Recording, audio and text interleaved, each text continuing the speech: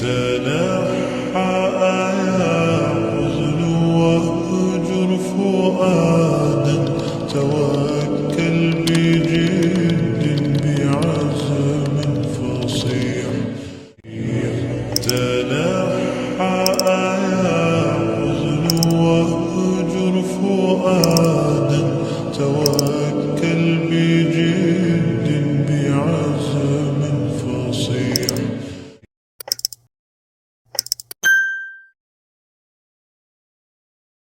يا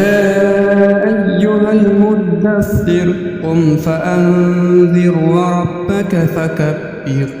وثيابك فطهر والرجز فاهجر ولا تمنن تستكثر ولربك فاصبر فإذا نقر في الناقور فذلك يومئذ يوم عسير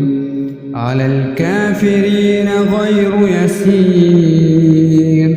ذرني ومن خلقت وحيدا وجعلت له مالا ممدودا وبنين شهودا ومهدت له تمهيدا ثم يطمع أن أزيد كلا إنه كان لآياتنا عنيدا سأرهقه صعودا إنه فكر وقدر فقتل كيف قدر ثم قتل كيف قدر ثم نظر ثم عبس وبسر ثم أدبر واستكبر فقال إن هذا إلا سحر يؤثر إن هذا إلا قول البشر سأصلي سقر وما أدراك ما سقر لا تبقي ولا تذر لواحة للبشر عليها 19 وما جعلنا أصحاب النار إلا ملائكة وما جعلنا عدتهم إلا فتنة للذين كفروا ليستيقن الذين أوتوا الكتاب ويزداد الذين آمنوا إيمانا ولا يرتاب الذين أوتوا الكتاب والمؤمنون وليقول الذين في قلوبهم مرض والكافرون ماذا أراد الله بهذا مثلا كذلك يضل الله من يشاء ويهدي من يشاء وما يعلم جنود ربك إلا هو وما هي إلا ذكرى للبشر كلا والقمر والليل إذ أدبر والصبح إذا أسفر إنها لإحدى الكبر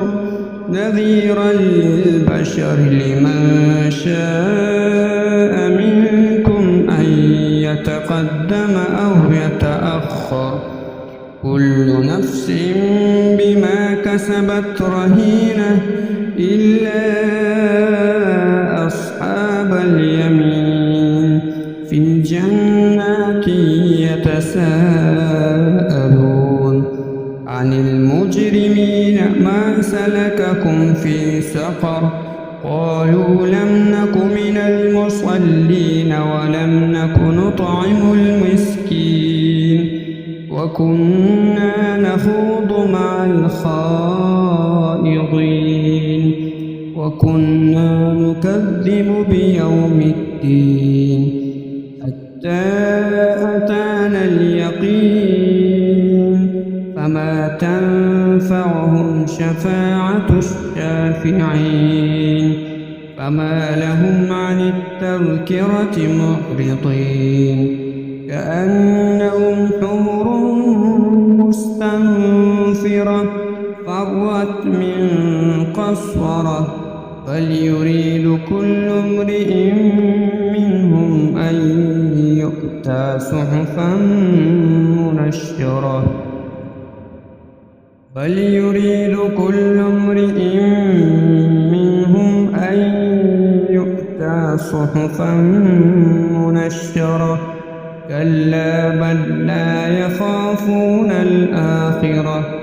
كلا إنه تذكرة